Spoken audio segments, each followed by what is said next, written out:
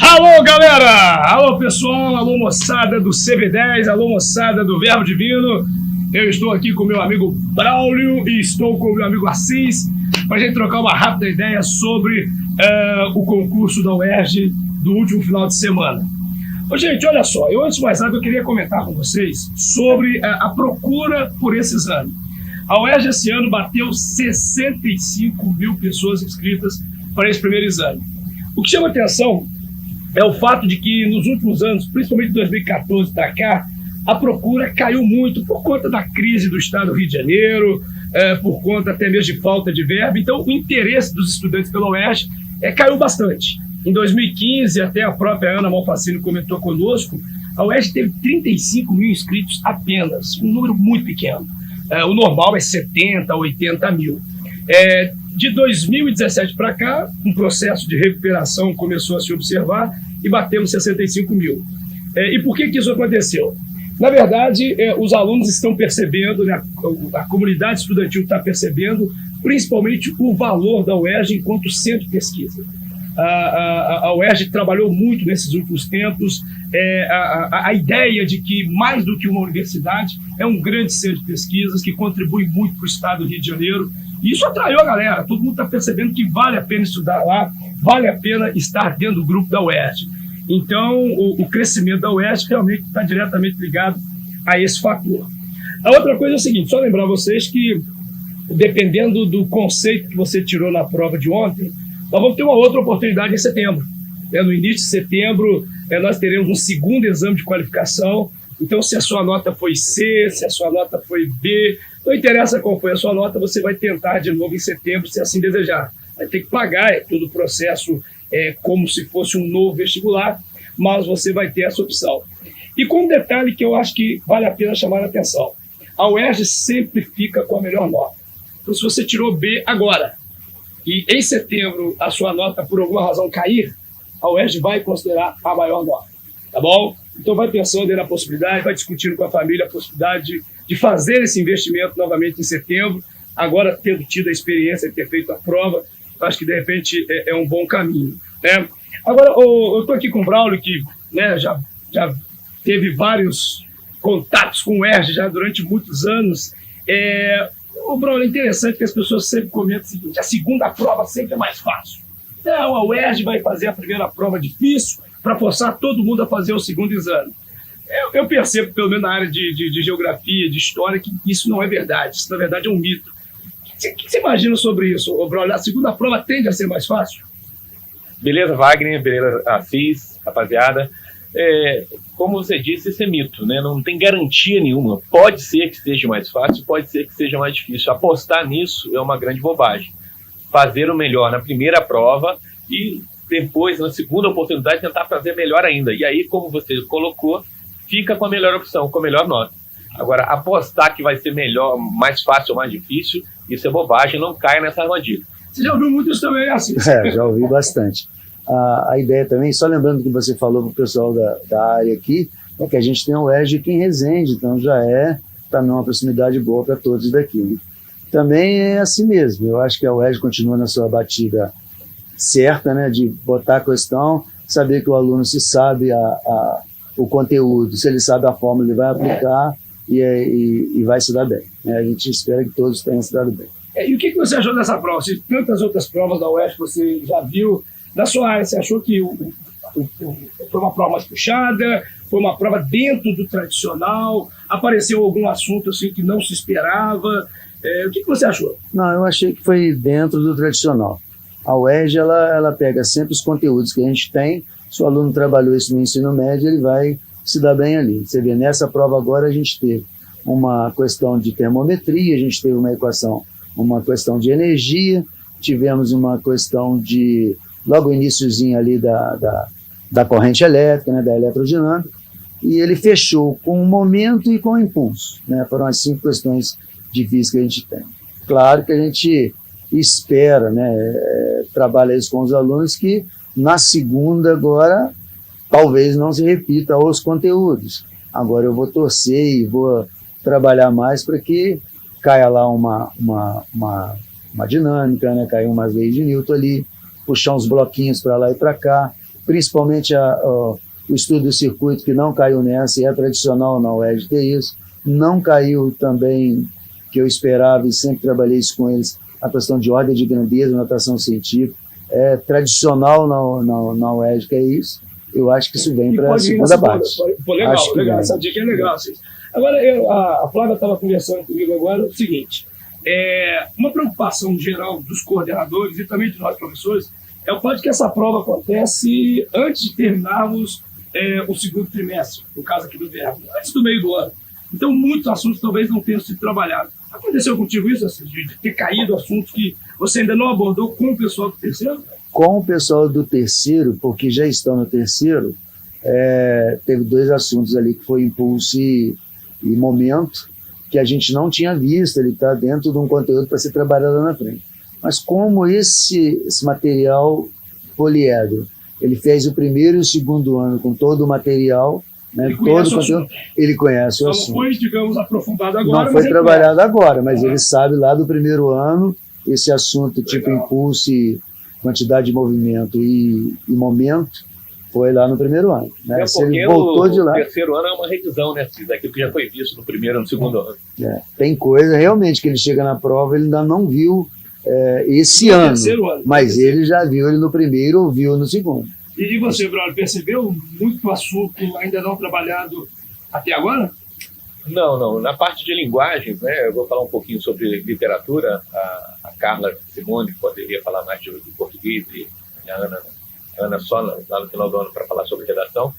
Mas sobre literatura, ela foi bem UERJ mesmo, um jeito UERJ de ser, bem tradicional. Muitas figuras de linguagem, mesmo. A relação intertextual, né, a relação de um texto com outro texto dialogando. O livro que ela colocou na lista, né, foi cobrado bastante mesmo, Hora de Alimentar Serpentes, de Marina Colasanti. Então, estudar o livro... Esse livro permanece no segundo exame ou temos que aguardar ainda a confirmação? Esse livro é do primeiro exame, mas que ele repete no segundo exame também. Então, vai ser só no terceiro que vai mudar, lá na frente, na discursiva, no final do ano. Tá. Então, para o pessoal que vai fazer novamente, permanece esse livro sendo indicado. Isso. Legal. Mas, sim. Ficou bem tradicional a parte de figuras de linguagem, bastante explorada, e a parte de diálogo entre textos. O livro, mais uma vez, quem não é leitor, procure uma forma de tornar-se um leitor, porque foi bastante cobrado o livro. Resumo, não dá conta do livro, você ficar, às vezes, por conta de um resumo na internet, não resolve o problema. Então, quem não é leitor, procure uma forma de tornar-se um leitor, porque vai fazer muita falta daqui para frente na sua vida. E até em física também, né? Porque o interpretar o texto é o fator principal para se trabalhar a física. Com né? certeza, Aí sim. já vai o Wagner falar do cotidiano. Você até bateu a questão do cotidiano, que não tem jeito, não tem jeito. Tem que ter lido bem. Gente, olha só, o que o Assis e o Braulio estão colocando é algo que não tem como o vestibulando fugir. Todo vestibular, vocês verão daqui a pouco Unicamp, USP, o próprio Enem, não tem jeito, né? Eles querem alunos que leiam, eles querem alunos que tenham visão de mundo, e não tem jeito. É isso realmente que se cobra e não tem como fugir disso. O Enem usa a expressão conhecimento de mundo, né? Espera-se do aluno conhecimento de mundo. Não só o conhecimento de mundo adquirido dentro da sala de aula, mas fora da sala de aula também. Então, esse conhecimento de mundo, entenda-se conhecimento de mundo como leitura, cultura. E a gente adquire cultura através da leitura. E nós estamos com um problema hoje, porque o que a gente percebe? O nosso aluno, por ele ser muito ligado em tecnologia, redes sociais principalmente, as informações via redes sociais são muito imediatistas e são muito curtas. Então, cada vez mais, infelizmente, o nível de leitura ele está diminuindo. Isso aí a gente tem que alertar o pessoal, tem que começar a pegar textos mais robustos, tem que realmente procurar voltar a ter esse hábito. A gente em sala de aula tenta estimular e a gente vê numa prova dessa que faz falta. Isso tem a ver até com uma figura de linguagem que caiu na prova, que é o paradoxo, né? Paradoxo é uma contradição, que o Wagner acabou de falar, é uma contradição. Tanta informação e pouca leitura. Nunca se teve tanta informação e uma leitura tão superficial, tão rasa como está tendo hoje em dia. Isso chega a ser um paradoxo, ou seja, uma contradição, uma falta de lógica. Deveríamos aprofundar mais o conhecimento através da leitura e da informação que nós temos acesso e, pelo contrário, né, está sendo cada vez mais raso, mais superficial. Eu não sei se vocês têm essa posição também. Eu, na minha casa, eu sempre tenho que ter eu sempre tenho uma ideia do seguinte: se eu vou abrir meu celular, a primeira coisa que eu abro no dia, geralmente, é o UOL. Porque quando eu bato ali no UOL, eu já tenho a notícia do dia, o que aconteceu ali, aqui, acolá, e às vezes uma ou outra notícia me anima a ler aquele texto com mais profundidade, né? E vai cair nisso que o Wagner falou. Um bom leitor, né, Agora, site. com a questão da tecnologia, está na palma da mão, né? Eu falo com eles que agora está literalmente na palma da mão, e eles têm que aproveitar isso para o bem, né? Aproveitar isso para aprofundar um pouco mais a leitura. Antes eu gostava muito de domingo pela manhã, ir até o centro da cidade, comprar um jornal, ir numa padaria, folhear aquele jornal todo. Hoje o jornal está na palma da mão, literalmente, né? Esse menino poderia aprofundar um pouco mais essa informação. Com certeza. E na prova de humanas isso ficou muito claro. Eu conversei com alguns alunos, a maioria considerou a prova de humanas como sendo uma prova de nível de médio para alto, né? Essa foi a colocação dos nossos alunos. Alguns comentários sobre essa prova. Primeiro é que fugiu um pouco do padrão da UERJ, porque dessa vez nós não tivemos nenhuma questão de geografia física. Normalmente aparecem questões de geografia física. Então, para o segundo exame, não vamos desprezar, né? Quem for fazer o segundo exame, não desprezar esta possibilidade de aparecerem questões de geografia física, a parte, por exemplo, relacionada à mineração, à formação da terra, né? Isso a gente tem que estar atento. Uma outra coisa que também, pela primeira vez, eu não vi da UERJ, foi geografia do Rio de Janeiro. Como todos os vestibulares estaduais, eu tenho dito isso constantemente, a de geografia do Rio de Janeiro, ela não apareceu. Nós tivemos uma aula, inclusive, semana passada, com o pessoal do CV10, toda em torno da geografia do Rio de Janeiro, e fomos surpreendidos, porque não caiu nenhuma questão sobre isso. Não percam o foco, tá? Para a segunda avaliação, para o segundo exame de qualificação, a parte de geografia física, ela pode aparecer. Em relação à prova em si, como eu comentei já nas redes sociais, eu nunca vi uma prova tão voltada para questões atuais como essa. Realmente, nós tivemos questão de comércio predatório, roupas baratinhas e as consequências, né, quando a gente paga muito barato por uma roupa, alguém lá na ponta, o trabalhador principalmente, deve estar sendo sacrificado em função disso. Caiu questão sobre feminismo, sobre o Brexit, sobre o Estado Islâmico, sobre a Transamazônica, sobre racismo e a Ku Klux Klan, inteligência artificial, concentração de terras no Brasil, problema de imóveis nas grandes cidades, a Rússia e a questão da Crimeia. Ou seja, da questão 47 até a questão 60, basicamente a prova foi inundada de questões em que se envolvia assuntos da atualidade. Então, o que ficou de mensagem para a gente? Primeiro, você não resolve a questão de atualidades estudando ou lendo apenas jornais. Isso não basta. Você precisa também dominar o conteúdo da história e da geografia. Então, por exemplo, se eu não sei o que é concentração fundiária, né, se eu não sei o que é um latifúndio, eu não conseguiria resolver uma questão atual envolvendo a questão da terra. Então, eu acho que a lição que a UERJ nos deu foi essa. Além do conteúdo em sala de aula, nós temos que estar muito atentos também ao que está acontecendo no dia a dia, né? A questão dos jornais, a questão do dia a dia. Por isso que o nosso CV10, inclusive, tem a parte de atualidades específica, né? Exatamente para nos dar esse gás aí nessas provas.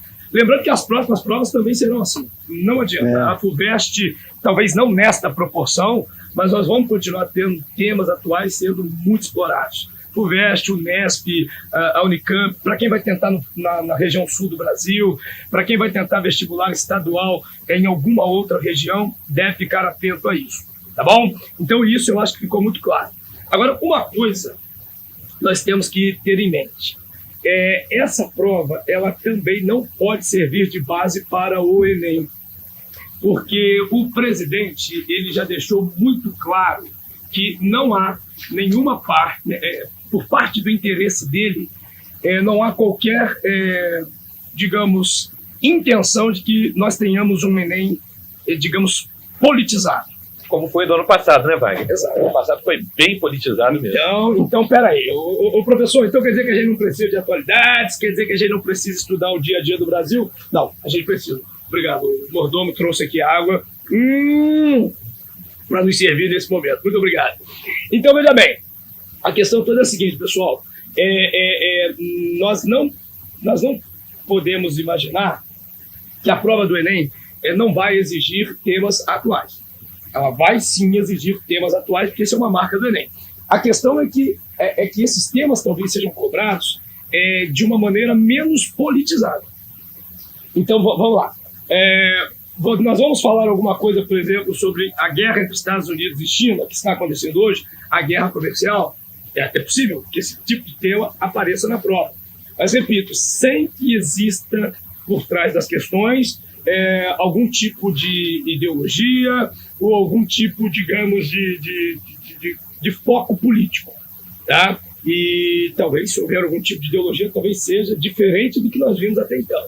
Então, nós vamos começar a nos preparar para o Enem, nós vamos conversar muito sobre isso no CV10, vamos conversar também muito sobre isso em sala de aula, nas nossas aulas do curso da manhã, sobre como essa prova virá.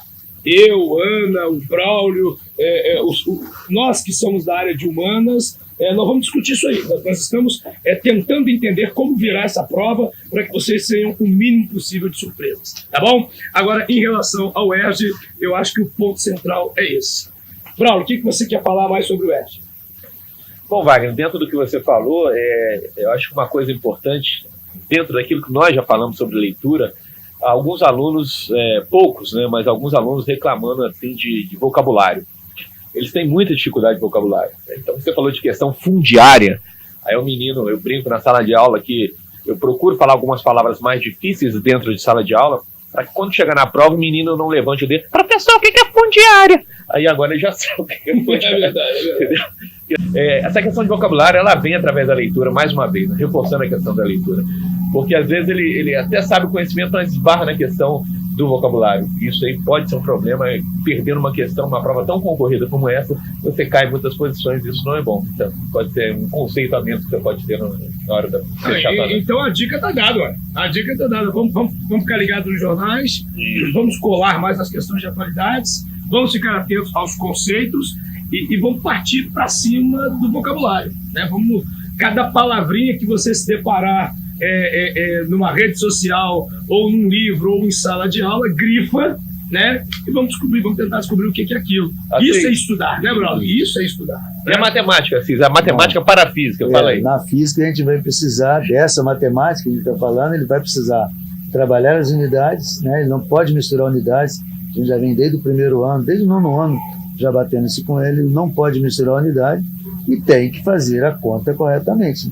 Uma conta com vírgula, Deus me livre. Né? Deus me livre. Valeu, acho que nós falamos umas besteiras aqui que de repente pode ajudar, rapaziada. Valeu, moçada. Grande abraço. Valeu. Palma pra nós.